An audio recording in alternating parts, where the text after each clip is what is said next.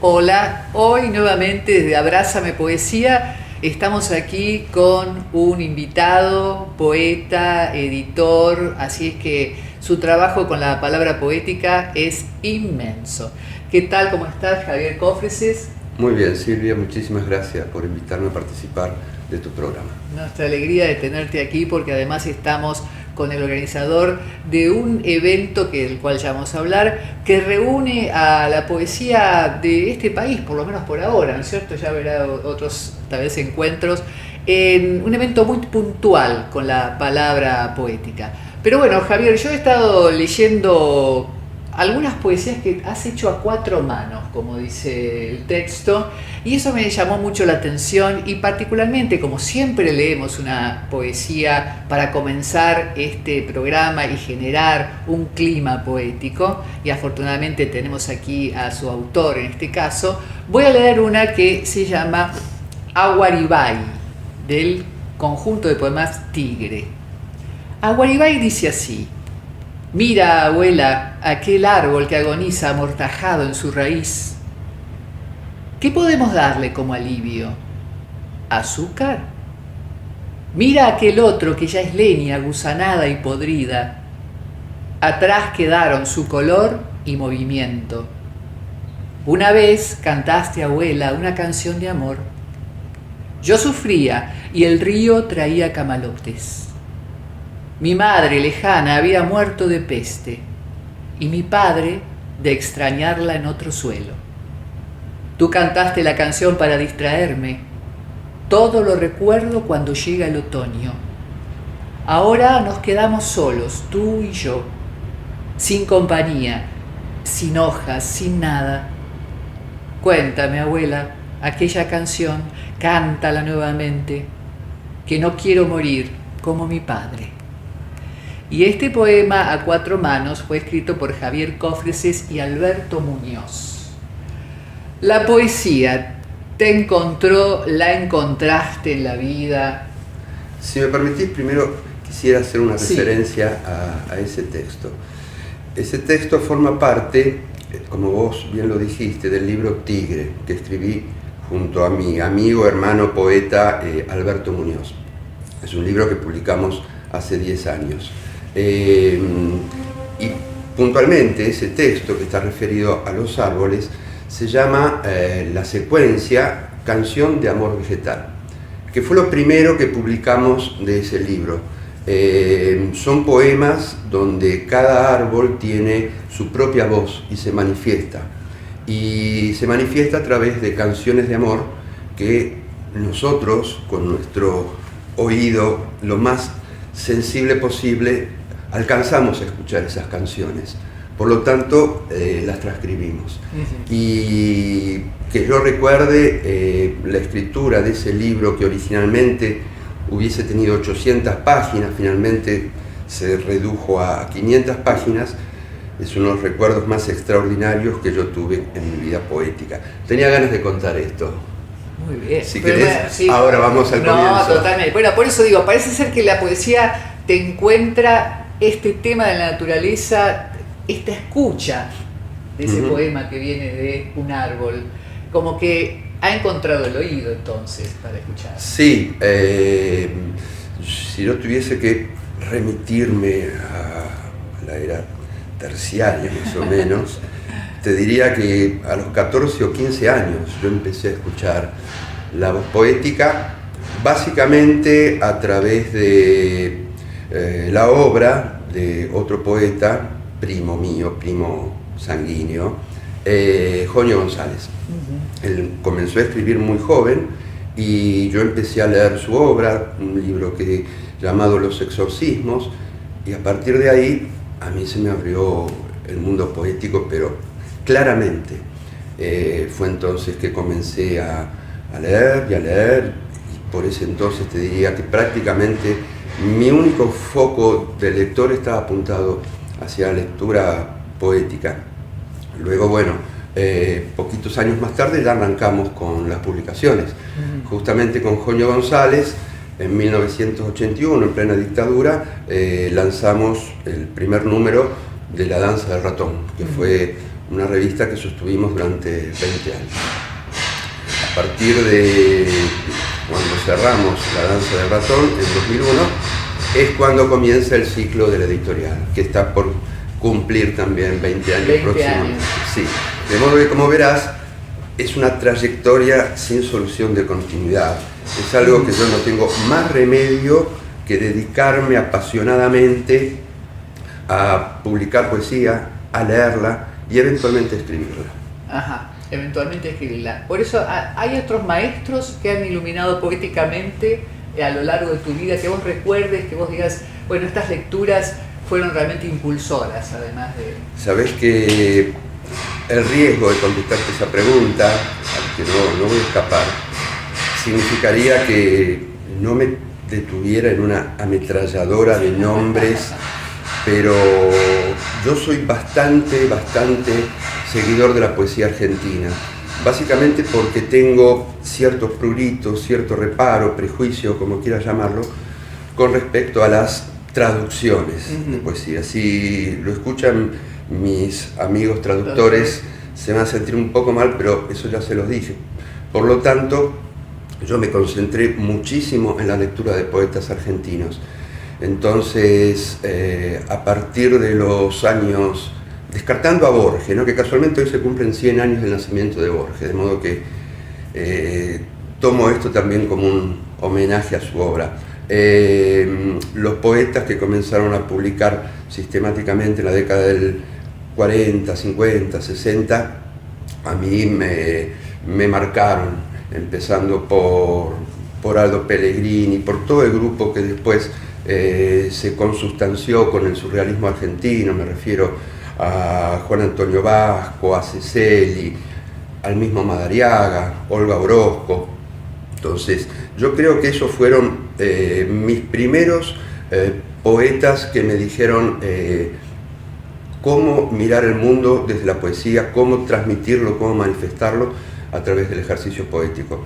Luego, por supuesto, es lo que te decía al comienzo de mi respuesta, se fueron incorporando inmensidad de nombres, sobre todo porque desde el trabajo que yo hacía con la revista, naturalmente tenía que empaparme de todas esas voces para reconocerlas y fundamentalmente para todas aquellas que estaban olvidadas, buscar la forma de potenciarlas, difundirlas y demás. Y así fue entre esas sorpresas de la vida que yo encontré a dos poetas fallecidos no hace demasiados años, pero que también me significaron un chispazo así rutilante, que fue el pampeano Bustriazo Ortiz y el sanjuanino Jorge Leonidas Escudero. Esos dos poetas, a quien yo ya venía publicando en la revista en la década del 90, tuve la tremendísima oportunidad de publicarlos sistemáticamente, sobre todo a Escudero, en Ediciones en Danza. Y eso, creo yo, fue uno de los orgullos más grandes que tuve en toda mi trayectoria de editor. Lograr potenciar la voz de lo que seguro ya está convertido en uno de los grandes poetas nacionales, como lo es Madariaga, como lo puede ser Enrique Molina o como tantos otros. Pero haber leído, encontrado esa fuente poética personal e inagotable de Escudero, que escribió hasta los 95 años, eso para mí son reflectores, son linternas, son faros, ¿no?, que me iluminan y que francamente me hacen muy, pero muy sencillo mi actividad. Claro.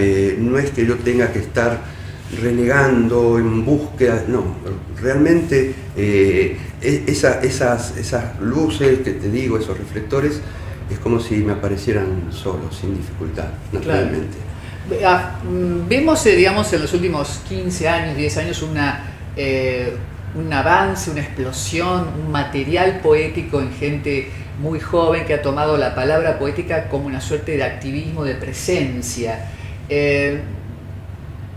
¿Vos crees que está tomando la poesía una forma de documento de la realidad, como una forma de de una radiografía de la realidad que se transmite, que la juventud lo toma como elemento para experienciar, para expresarse, no políticamente, pero sí como documento, diría, ¿no? Sí, políticamente también, cómo no. Pero sí, por supuesto, creo que la poesía es una herramienta de comunicación, es una herramienta que permite otra lectura de la realidad, que permite una apertura de los sentidos para interpretar la realidad, y creo que siempre, en todos los tiempos, hubo quien tomó esas banderas. Por cuestiones sociopolíticas, socioeconómicas, tal vez en algunos momentos luzcan más esos movimientos, esas improntas juveniles, pero siempre existió. Yo no puedo olvidarme que en los años de horror de la Argentina, a partir de 1976, todas las actividades poéticas, a pesar de la tremenda censura, a pesar del oscurantismo que existía con la cultura y con la manifestación y con la libertad en general, esos movimientos poéticos existían, las revistas existían. Es cierto, estaban como en catacumbas, pero había vasos comunicantes que permitían que todos aquellos que ejercíamos determinada resistencia frente a esa realidad encontramos la forma de manifestarnos.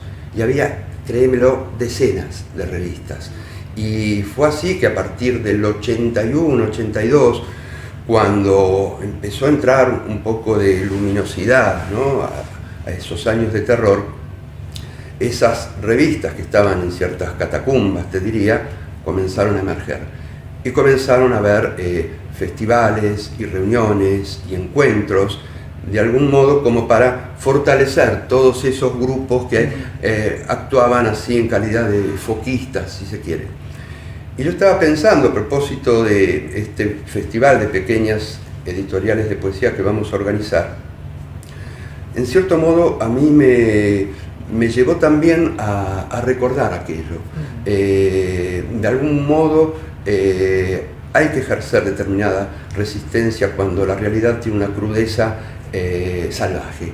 Y me parece que poder observarla con esperanza, con una aspiración a que la realidad sea modificada, lo cual no quiere decir que el poema tiene que ser panfletario o que necesariamente tenga que tener una cuestión partidaria, para nada. De algún modo, alguien lo dijo, todo libro político, toda poesía es política también, pero la poesía es mucho más que eso. Entonces, ya te digo, este encuentro que estamos promoviendo para este festival de pequeñas editoriales, a mí me hace recordar aquello. Por supuesto, aquellos tiempos fueron incomparablemente peores, pero me parece que hay una necesidad de que estos trabajadores de la cultura, estos pequeños sellos y demás, tengan un sitio de visibilidad. Y tal vez a través de este festival se logre. Bueno, sí, la convocatoria, como decías, has tenido como que detenerla porque ha habido mucha participación de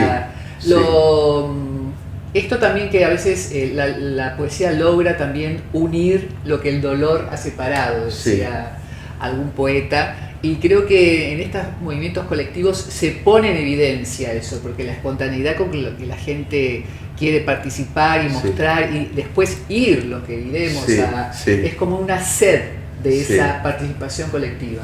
Me encantaría que sea exactamente como vos lo describís, en especial con la concurrencia de los lectores. Claro. Que haya asistencia de gente interesada en estas publicaciones. Yo al momento lo que estoy comprobando es que hay una apetencia y un interés fantástico de todos los sellos y los colegas que van a intervenir. Uno espera, augura que la gente, el público, los lectores se puedan acercar. La gran ventaja que van a tener es que van a disposición estarán todas esas publicaciones, muchas de las cuales tienen una relativa circulación en medios comerciales. Hay editoriales muy pequeñas que ni siquiera son aceptadas en los comercios, en las librerías, en fin, y acá van a estar expuestas. Por lo tanto, la oferta para el lector interesado, para el ávido lector de poesía, acá lo van a tener a mano. A mano. Sí. Un poco también lo que hemos estado viendo con las sucesivas invitados que hemos tenido afortunadamente de editoriales es el tema del trabajo de la imagen, de la presentación de los libros y una suerte de una unión de artistas plásticos con poetas, que esto también es una digamos, impronta de esta época que aparece. Y personalmente me parece una relación muy feliz porque además amplía a las personas a las cuales puede llegar este material que yo también veo en tu trabajo. El artista plástico se acerca, ustedes van y hacen la propuesta, lee el material. ¿Cómo es en tu caso este trabajo? Todas las alternativas posibles. Nosotros durante mucho tiempo trabajamos con dos artistas gráficos de excelencia. Uno es Sergio Kern, que trabaja para importantes editoriales en España, a quien conocemos desde que éramos jovencitos, desde la época de la revista y demás. Él fue uno de los primeros gráficos, artistas que trabajó con nosotros.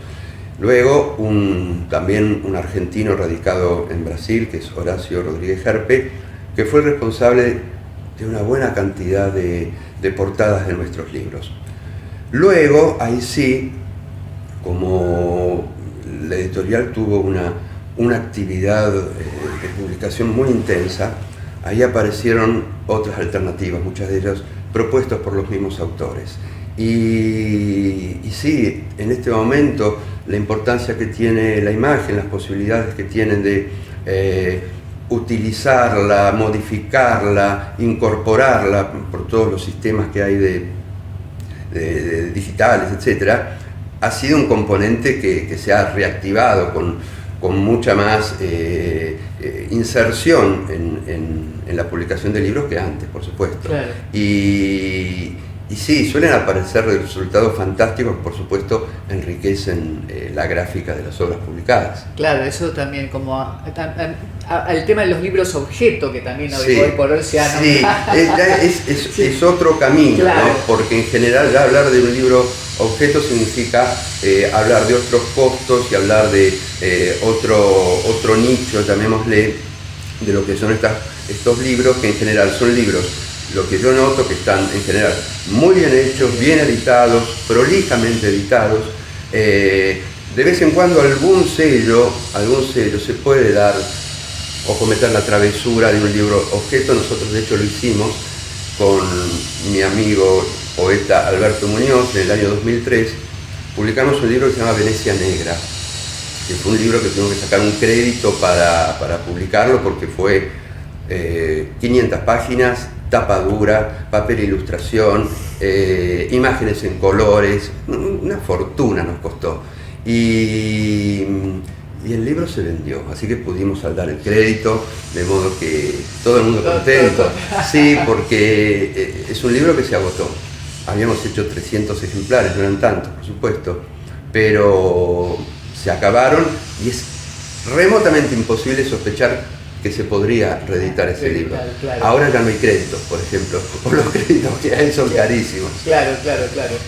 Vos sabés que vos me das pie para pensar, me ocurrió ahora, alguna vez había leído, creo que fue Roberto Juárez, que había dicho que en general no se lee poesía porque da miedo. Bueno, pero eso le pasa a los cobardes únicamente. Claro, Sí. yo creo que el arte a veces da, Claro. en general da miedo a acercarse a él, ¿no? Sí. Por eso se le pone como arte terapia para que tenga algún objetivo. Claro. Pero bueno, ¿qué pensás? Porque realmente esta apertura así masiva del fenómeno poético, fundamentalmente a través de la gente más joven, a través de las redes, personalmente me produce asombro, me produce alegría, me produce preguntas, que es un poco también lo que me produce la poesía, pero puede producir miedo el encontrarse con algo. A veces yo siento que los poetas me hablan a mí, me hacen algún movimiento, pero a veces me he quedado pensando siempre a lo largo de los años de esa frase porque creo que también produce cierto vértigo por no poder. Aldo Pellegrini decía: la poesía le abre la puerta de par en par a los inocentes y se la cierra herméticamente a los idiotas.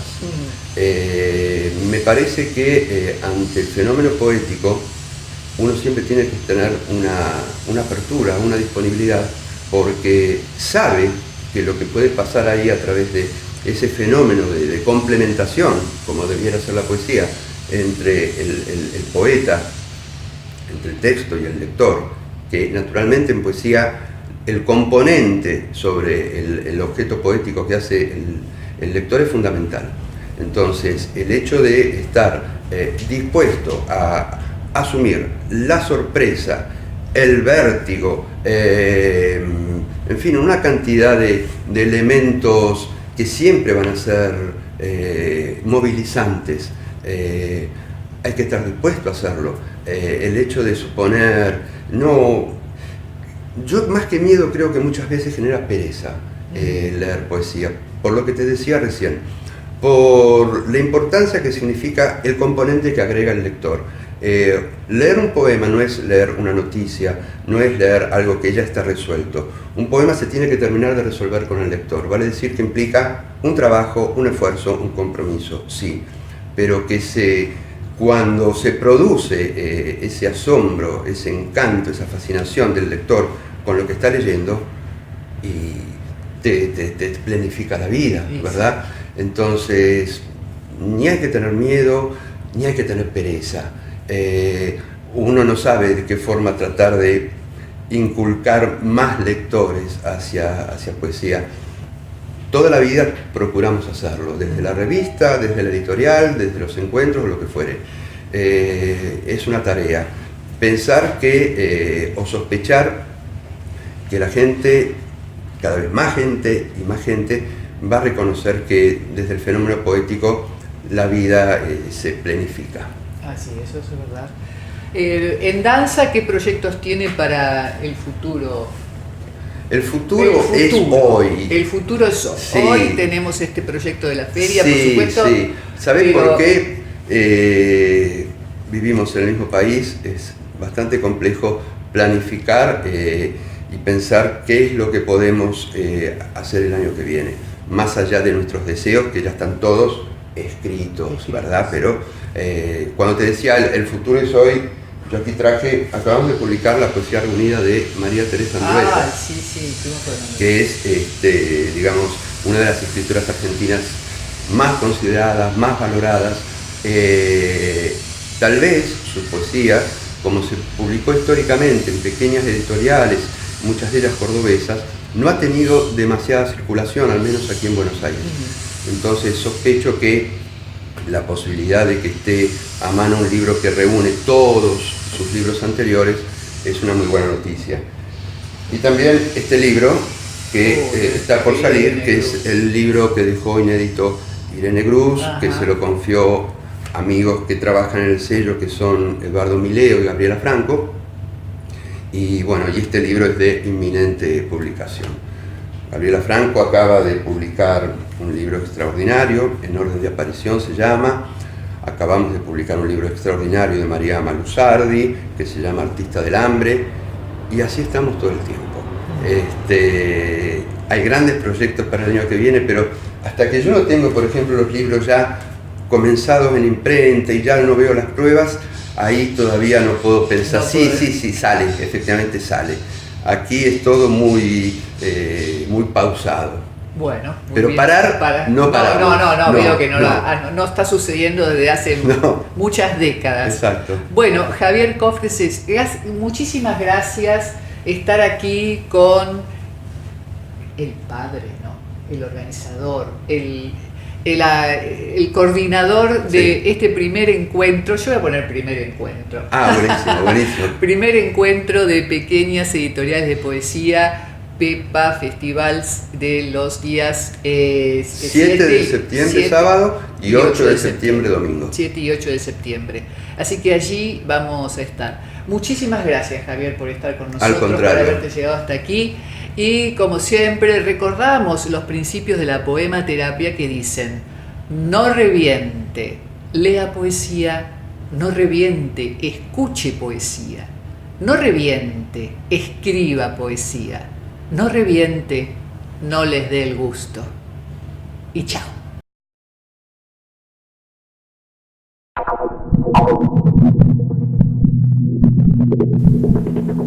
Juan Carlos Bustriazo Ortiz, el poeta místico, que desde su cosmovisión del mundo podría ser planta, animal, gente, piedra. Su poesía, con sus neologismos, nos supo contar de esto. Tan huesolita que te ibas, tan envidiada, de qué sombras la tierra ardía huesolita, la siesta ardía melodiosa, tan como ibas, tu sonrisa era una piedra robadora y era otra piedra mi costilla. Dulce que amarga, sola, sola, cuajada de alta pedrería, eran tus voces tan palomas, eran tus manos piedras finas. Guitarra tan azuladiosa, eras la piedra que acaricia piedra. Te ibas, ¿quién te roba última brisa de la brisa? Oh, flauta mía, oleja y rota, y tan huesolita que te ibas, tan de la gracia mucha y poca, si cuando vuelvas ves mis días, oh piedra, llena, llaga, hermosa.